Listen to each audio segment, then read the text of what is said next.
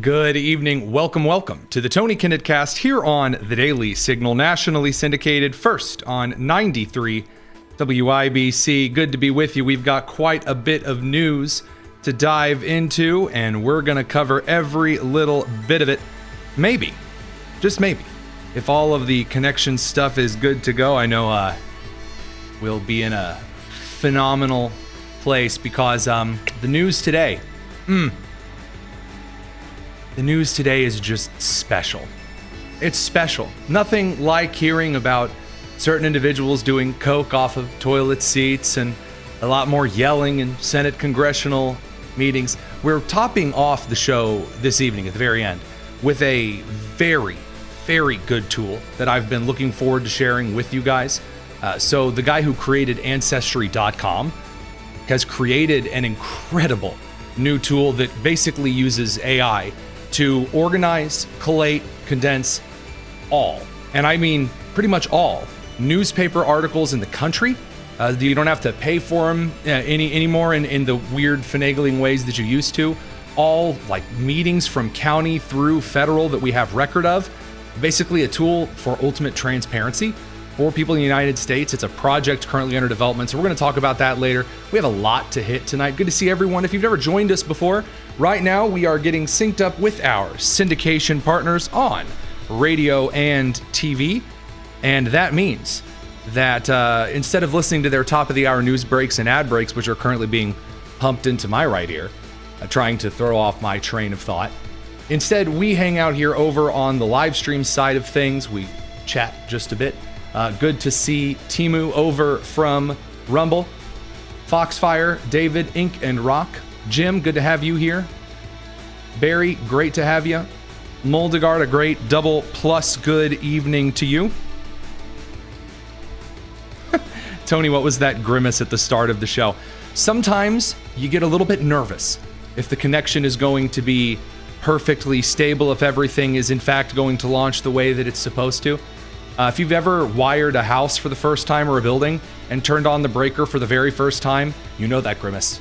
You know what I'm talking about. We've got a couple new updates coming down on the studio side, so things might change a little bit around me, but I still remain faithfully yours, the glasses-wearing 47th Vice President of the United States. Well, he may not be the 47th, because there were different, I guess, VPs. There were multiple presidentials. Whatever Vice President J.D. Vance is. He's the 50th Vice President. Okay, I wasn't too terribly off, but I was indeed off. Good to have everyone. Diane, thank you very much for joining the YouTube channel membership. You certainly don't have to do that, but we're very thankful for you doing so. John, you're sick and tired of it in this country. Well, my man, tonight is not going to make that any better. Instead, I've got kind of a mission. I'm going to level with you guys. I've got kind of a bias heading into this evening. Some of you might be particularly maybe salty, grumpy, perhaps a smidge on the annoyed side. Well, don't you worry. We are going to talk through all of the goodness, and I have a hunch you'll be in a better mood by the end of it. Trust the process. Let them cook, as they say. In this case, you let us cook. You sit back. You don't have to give us any money. You don't have to send us any super chats. You sit in your comfortable home, wherever you're tuning in from, across the country. You boys, girls, and squirrels, let us get down to giving you the news in just under 2 minutes. Again, as the radio and TV syndication partners for us are in the middle of their blissfully beautiful ad breaks, commercial breaks, we'll continue to hang out here for a couple more minutes. Again, very good to see everyone in the live chat this evening. Always good to see you. If you like the show, you might consider giving it a like, maybe a subscribe. We have a little bit of foreign policy news to get into this evening. We're going to talk federal judges, a little bit on some interesting and very mixed signals, all the way from Iran to Venezuela. I guess Kim Jong-un is going to pass the crown of starvation leadership on to his daughter. I mean, you know, obviously not a congratulations, but, you know, whatever. A minute to go until we are live on the air.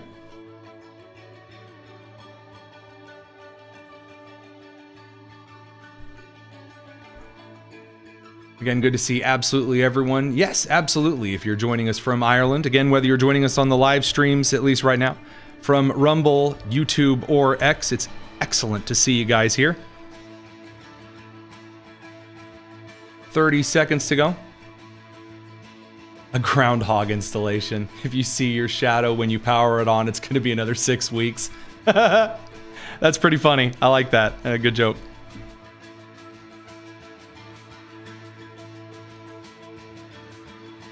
Again, excellent to see everybody. Oh yeah, I'm always a little salty. That's my secret. Let's have a show. Tony Kinnett. Tony Kinnett. Tony Kinnett. Tony Kinnett. Tony Kinnett. Tony Kinnett. Tony Kinnett. Host of the Tony Kinnett Cast. Let's get down to business. You're listening to the Tony Kinnett Cast on 93 WYBC. WCYTV. Here on the Daily Signal. Good evening and welcome to the Tony Kinnett Cast here on the Daily Signal, nationally syndicated first on 93 WIBC. Let's hop right into the news because we got a lot of it and some of it is just out there bizarre.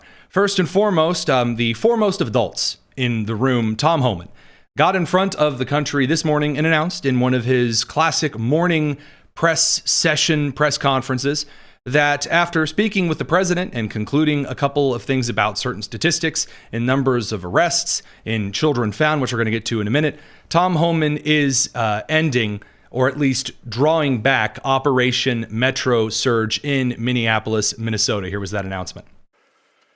I have proposed, and President Trump has concurred, that this surge operation conclude. A significant drawdown has already been underway this week and will continue through the next week.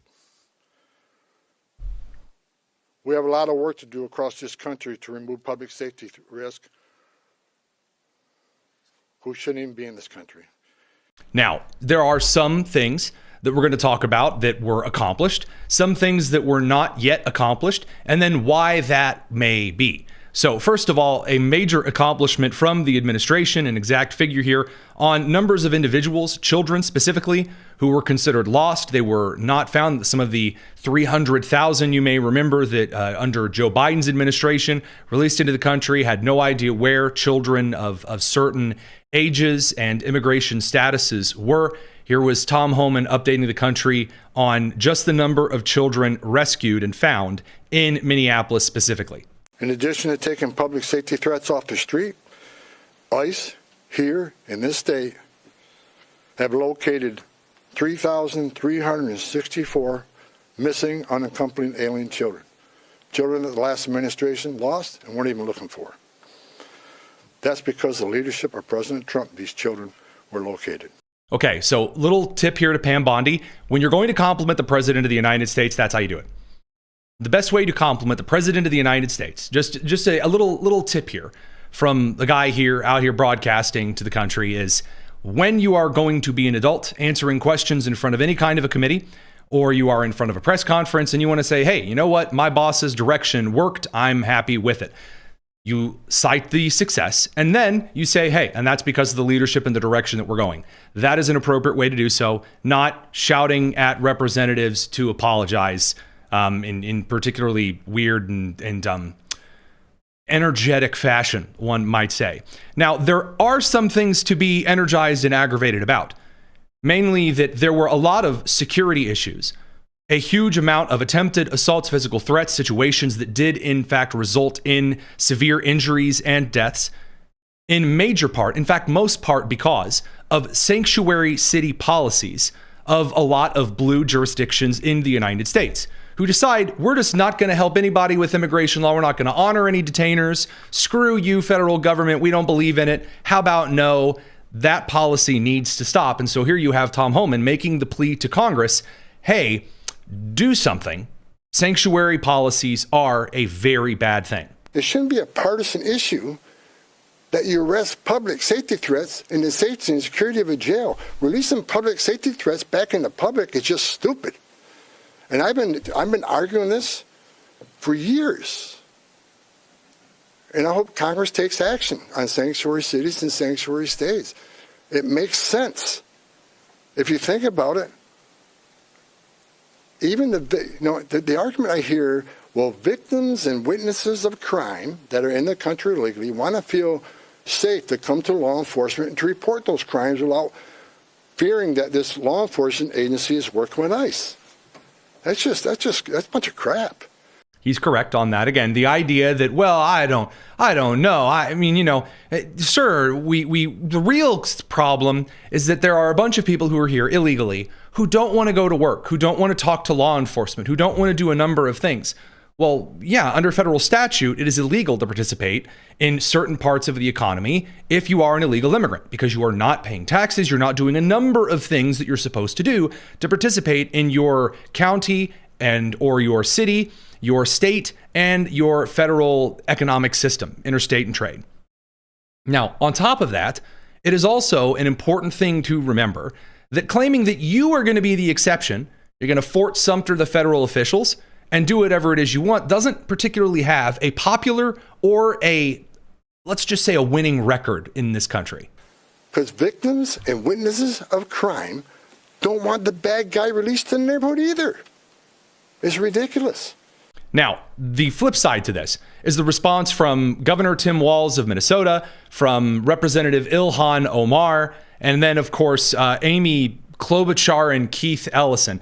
Amy Klobuchar is an interesting case here for sure, because, while she's not, abusing her staffers, she's getting out the fake crying and the tears over this. This was on the Senate today. We're going to talk a little bit about the Senate today because maybe more reserved, a lot more posturing in theater going on. So before she ran off to the airport to fly to Europe, here's Amy Klobuchar getting the fake tears out.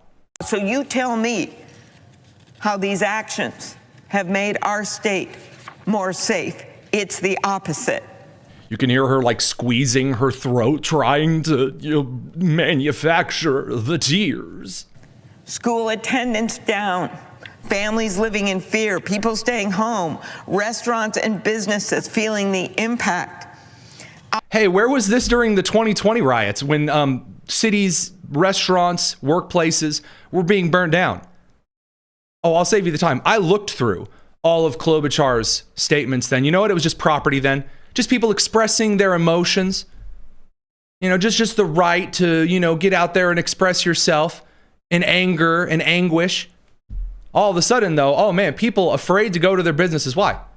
Because they're here illegally. Operation Metro Surge costing our Minnesota economy an estimated $80 million per week. You know what cost $19 billion?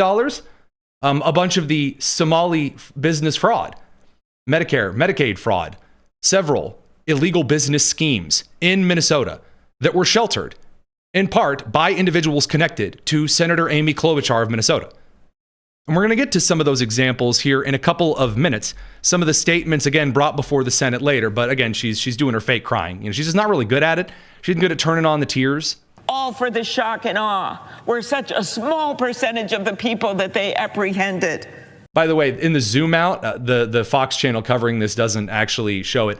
On the zoom out, she pointed to no one there. She's and she's making a gesture, and the camera panned out on C-SPAN, and there's just nothing. There's a bunch of empty chairs. It's like Clint Eastwood arguing with the empty chair at the RNC again. Good times. We're involved in violent crime. At its peak. Yes. And in fact, at our peak, we're not fake crying like Amy Klobuchar. Now, Tim Walz got out there too. No one gets into the huff and fluff and stuff like Governor Tim Walz, who sounds kind of a lot like Amy Klobuchar. I was kind of disturbed watching these clips getting ready for the show. He has announced, and Ilhan Omar also picked this up, generational trauma. Generational trauma, eh? Like that one missed field goal for the Vikings. It sticks with you every dang day. We are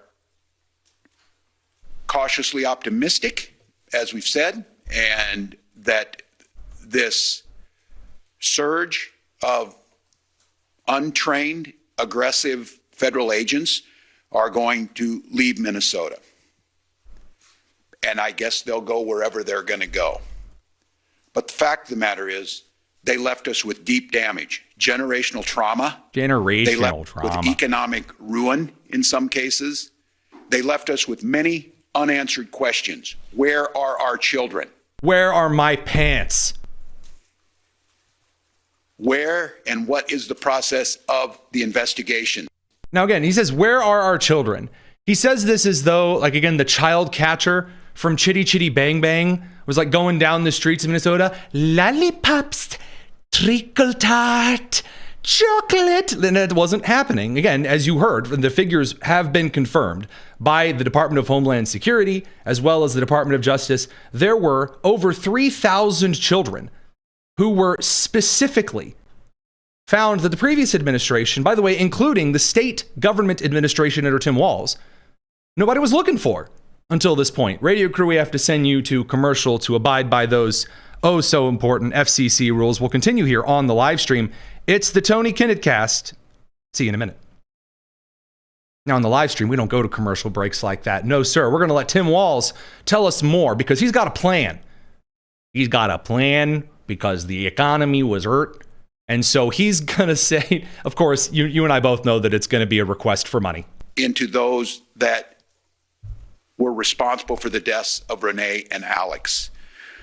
So while the federal government may move on to whatever next thing they want to do, the state of Minnesota and our administration is unwaveringly focused on the recovery of what they did. And there will be many steps in this process, many answers that we still need to get and will pursue. But as we started earlier this week, one of the first things we can do, and what we're focusing on today, is what can we start doing on the economic recovery? There it is. The damage that has been done to our economy, specifically to small business owners, and even more specifically to immigrant small business owners, which, here you go, for every other administration and for most of our history, is the epitome of the American dream. Oh, it's the epitome. I mean, remember Lewis and Clark when they took millions and millions of dollars in government grants and then they wired it all to the Sioux? You remember that? Remember that? You don't, well, oh, sorry. Oh, remember? Give me your tired, your poor, your huddled masses yearning to send money to other countries. Oh, okay. All right. Maybe here, I got another one for you. Remember the classic tale of Johnny Appleseed when he threw gold coins and apple seeds to Al-Shabaab? Remember? It's classic American history. I'm sure you remember. It's the epitome of the American dream. Come to this country with nothing and build something in Somalia. You know, that's the dream.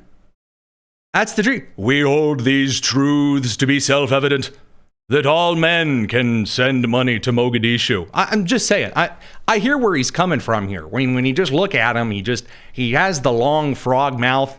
Senator Klobuchar said, with American dream. It's an exercise in neck muscles to be this unintelligent. To be proud of, build something that creates jobs, build something that creates this incredible diversity and a food scene across this state that is a food scene across this state. Ah, yes, the photos of Jacob Fry, mayor of Minneapolis, struggling through his rice and beans platter. Or as the young Somali lady said, it's not all bananas and rice. It's really a lot more like bananas and rice. Ah, yes, sign me up for such excellent, the food, the cuisine scene. You'll notice he's not citing like a lot of literature or technological innovations. He can't exactly cite the education scene because all those buildings are empty. Second to none, to entrepreneurship, to the work that they've done. Meeting a few weeks ago down at the Hmong market. They met a few weeks ago together. No one had ever thought it was possible. I've been wondering for years how I can get together with a couple of my friends, maybe share a little bit of food and conversation. And Somalians in Minnesota, they invented meetings. Incredible. For the vegetarians, you're going to have to find something else. These meetings sound kind of, pretty protein filled, but they're really cooking something here. And a gentleman who came here and got a food stall, and 3 of his children are now medical doctors that went through American universities to become medical doctors to help make this state the best for healthcare. Those are stories we should be celebrating. But that's the first anyone's ever heard of it. Because again, the vast majority of those in Minneapolis who are there on refugee status, those that are there on, for example, in the illegal immigration situation,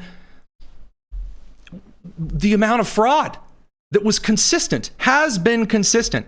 And again, to make this perfectly clear, we'll have to talk about Todd Blanche, the Deputy Attorney General, who I think summarizes this a lot better than some other individuals who have trotted themselves out onto camera. We're going to talk about the $10 million in forgivable loans too, but we got to bring the radio crew back from commercial. Don't go anywhere. It's a good one. The Tony Kinnett Cast here on the Daily Signal.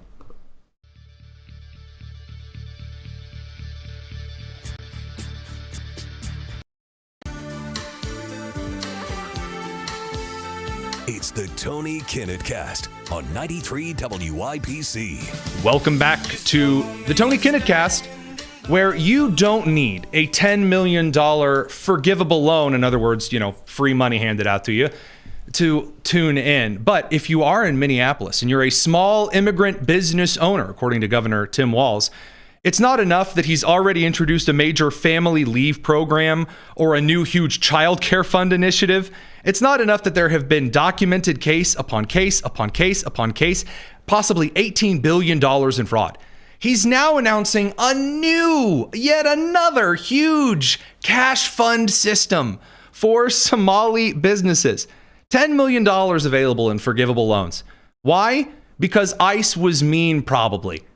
Now, did ICE go in smashing businesses up and breaking windows and smashing down doors? No.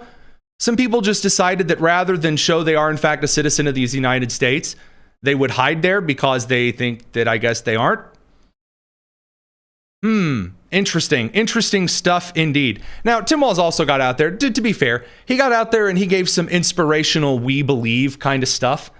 So I want to give him a chance to tell us about the super duper dream that he believes in, because maybe you'll be inspired by Tim Walz quoting some poetry here.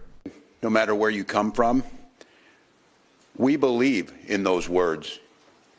Give us your tired, your poor, your huddled masses yearning to be breathe free. This is a place you can breathe free. And my message to you is, the majority of Minnesotans and Americans stand on your side. They stand on the side that immigration is the core of who we are and that human decency. Yeah. I'm gonna stop you there. Again, the idea that immigration is the core of who we are, that is a useless gaslighting platitude. The idea that because you come from somewhere else, that gives you some type of special something is just as silly as saying, well, I'm this tier of American because my family goes back this many generations. Nope. That's ridiculous. It is consistently something that has been overturned in this country as an idea that where you come from, the color of your skin, that for some reason has been suggested as a good thing. Absolutely ridiculous. It is your character that matters in this country. Nevertheless, Ilhan Omar, she also got the memo. Exciting stuff. For those of you who don't know me, I represent Somalia. Her words, not mine. She says, she's for Somalia, not for America. Minnesota's 5th Congressional District. Sorry, easy mistake. Minneapolis is home. And the pain of what we are experiencing is going to be everlasting. Everlasting, like the gobstopper. Everlasting pain. It's always with this.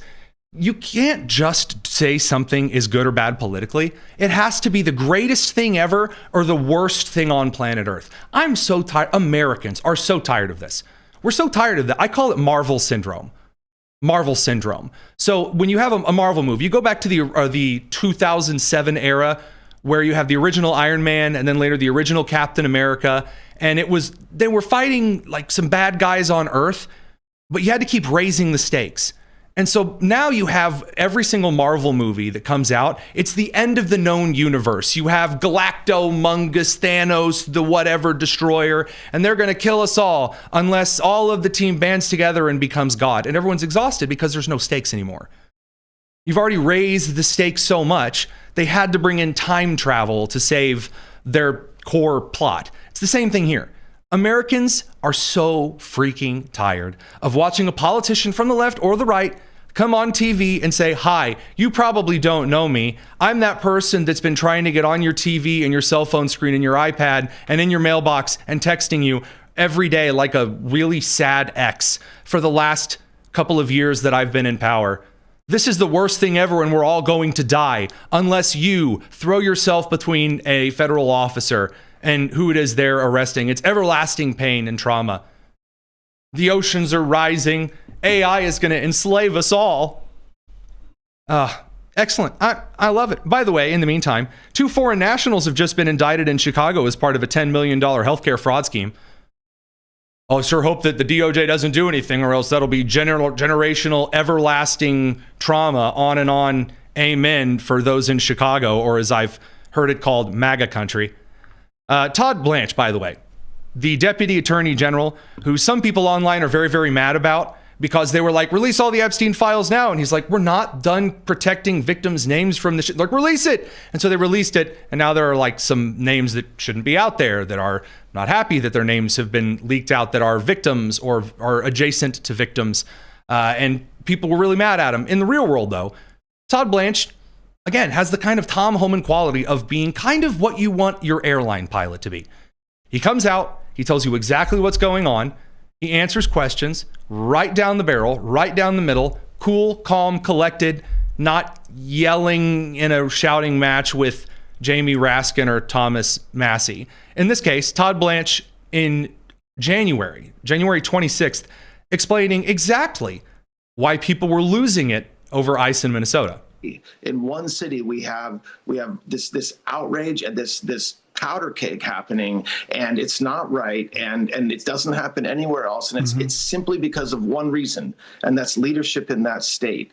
When there was all the focus on the billions and billions of dollars in fraud happening in Minneapolis, suddenly Minneapolis becomes a powder keg. And the people that caused that to happen were the governor, the mayor, the attorney general, Omar. They're the ones that incited rhetoric, encouraged these rioters to go with their cell phones, not to peacefully protest, but to go out and do exactly what was happening on Saturday morning. I'm going to level with you. That, although it may not be as flashy and as showy and as influencery, that resonates with Americans far more than getting out into committee and yelling and hand waving or doing performative march outs or flights down to El Salvador to tour things in a cowgirl hat or whatever. The Todd Blanche style, that works better. It does. Now, things need to be followed through. And the biggest call right now is ending the sanctuary city policy. So there are a lot of influencers on the social media sphere right now that are saying the Senate is going to do something. Lindsey Graham's talking on the Senate floor. We're going to ban sanctuary city.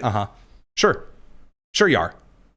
I'm sure. The Senate, who can't even get it together to pass Department of Homeland Security funding.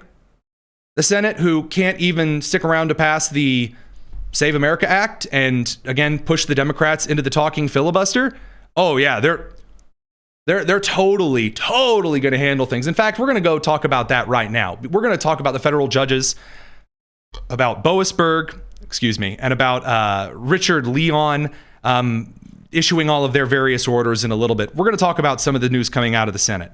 So wouldn't you know it, the Senate Democrats have now voted 52-47 to block funding to the Department of Homeland Security. And I'm not joking, isn't even going to affect ICE. Because that was the whole thing, right? We're going to impose all of these restrictions. We're going to, over here, we're going to have body cameras. And then Republicans were like, sure, body cameras ahoy, you got it. And we're like, oh, wait, no, actually, we're going to change the warrant rules so that you can never do anything ever again. And then also all these other, so they listed a bunch of restrictions. And again, the Senate ended up backing down 52-47, even though Republicans do, in fact, control the Senate. One would think they would pass some funding along. Nope, not going to do it. Instead, what we got was posturing on the way to the airport. It's exciting stuff. Elizabeth Warren, ladies and gentlemen, she's mad. She's glad. She's got her phone in portrait mode. Here you go. Once again, I just voted no on a blank check for ICE and CBP. ICE is currently funded for several years. So is Border Patrol. But sorry, I won't tell you that. That's a little bit of a spoiler. We'll let her go off first. She's very mad. She's doing her little airport strut. Because today, Republicans in Congress tried once again to shovel billions of dollars into ICE without any restraints whatsoever. And you know what? Every Senate Republican voted for it. They voted to rubber Oh no. Oh no, not all 52 Senate Republicans voting for. Oh no. So you're telling me that Lisa Murkowski and Susan Collins, with the personality of slightly algae-ridden tap water, they also voted for it? Oh, the horror. Radio crew, we got to send you to commercial. Try to keep your fear under control while you guys are away. We're going to continue on the live stream, youtube.com/Daily Signal, in case you want to get that immediate relief. It's the Tony Kinnett Cast. Now, live stream crew, I'm sorry. I love you too much to keep you in suspense. stamp all of ICE's terror. Terror? Keep in mind, what they tried to pass doesn't even make ICE follow the same rules that our local police have to follow. So first of all, that doesn't make any sense because a federal agency is very much different than local law enforcement. That would be good. I don't want the FBI to have the same jurisdictional authority that local police have. I don't want that. Nor vice versa. They shouldn't be the same. I'm sorry, but not every kind of law enforcement is a child's drawing of the New York City or Chicago Police Department officer with like the pointy hat and